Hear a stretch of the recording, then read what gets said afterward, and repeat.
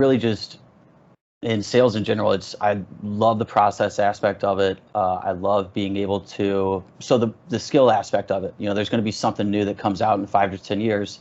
Always being adaptable and being willing to learn a new skill. I think that whatever environment you're selling into, it's our job to figure out, what does this person care about? What is a win for them? What is a loss for them? How do I help them in their career? What do these people care about, slightly personally, but mostly professionally?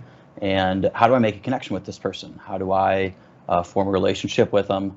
And that's a skill set. It's not some black magic thing that, you have to go to this school or something to figure out how to do. It's a skill set, and I think that it's built through a lot of trial and error, which is a lot of repetition, a lot of, you have to do things that in sales, we all know we're getting feedback that we don't like all the time, especially in an SDR position. You got a 3% connect rate. So that means 97 times that I dial the phone, nobody's picking up, but I'm still dialing the phone those 97 times. I can't just say, well, those dials didn't matter because nobody picked up. They mattered.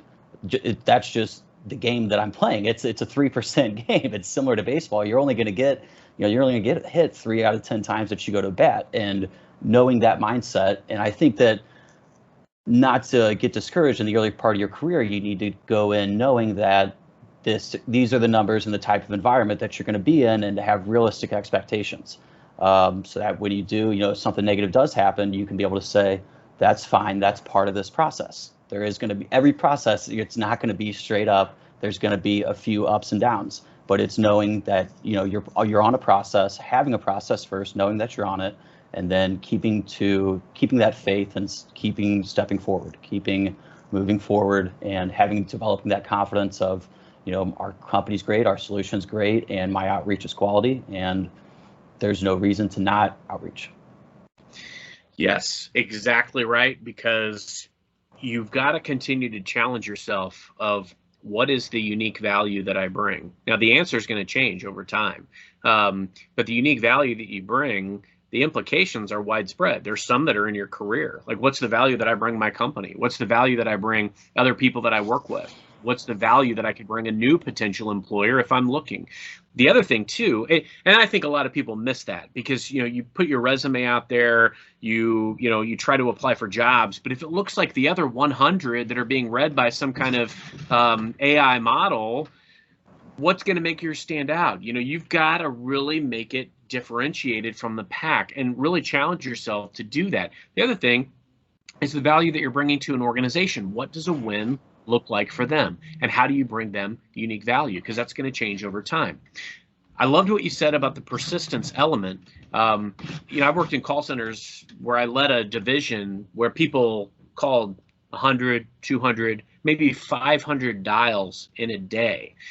And there's a mindset thing about that, because some people will say, man, I called 400 people today and nobody picked up. I got two people answered.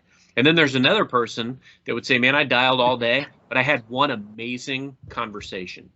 And it's all about mindset, because I know what I can do with that conversation. And that's why when I've been in selling roles and I've prospected, all I care about is getting conversations. I know one of the things that we chatted about briefly was surveys and finding unique ways to start conversations. I've used newsletters, I've used webinars, I've even used surveys. And I always look at what's working and what's not. What do customers want to talk about? What do they gravitate toward? And I made a list a few years back of a handful of very popular conversations that people were wanting to have. And I sent them like, hey, it's beginning of the year. And I said, hey, as we embark on a new year, I'd love to kind of have a quarterly touch point, or a annual kickoff, or whatever you want to call it. But I want to come together, and here are a handful of conversations that are really popular that I'd love to bring in some resources for, and just see if there's ways that we can help. And frankly, learn from you, from maybe what you're doing, what's happening in your industry, some unique challenges, and maybe go through the due diligence of even saying, hey, I know that this is a prominent conversation in your industry because of XYZ factor that's happening. And send them the survey. Don't give them a ton of choices, but maybe you give them a list of 5, 10, 15, 20 conversations that are possible. And the responses that I got were astounding. I got more responses from that email than probably any email that I ever did. I even won an award that year for the survey that had been put together because I shared it broadly with my team. That's the other thing. Share everything.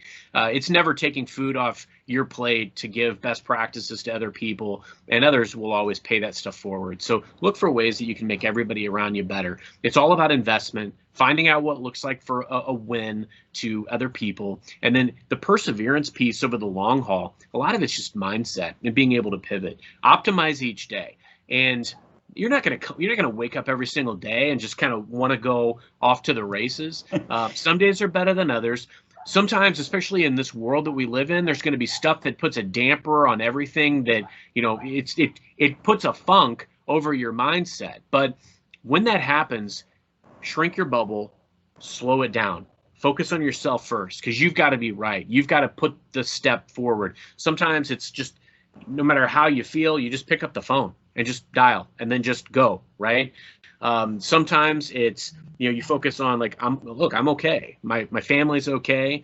My friends are okay. So it doesn't matter all this other stuff that's going on in the world to me picking up the phone or me doing what I know that I need to do to get to that next step. Focus on landing that step. And if you slow it down, even on the worst day, you can persevere through just about anything. I've been in some very challenging situations in my career multiple times over, but every single time of them, I just focused on, what do I got to do to get through this moment, this step? I've been in new jobs where I didn't understand what in the world people around me were talking about, so I just took a lot of notes, and then I started to learn. I started to pick it up. I asked questions. I sought out people that were smarter than me and people that were doing it better than me, and then I brought that into my arsenal, and I got better. So wherever you're at in the process, just persevere through, because nothing good or bad lasts. And if you persevere over a long career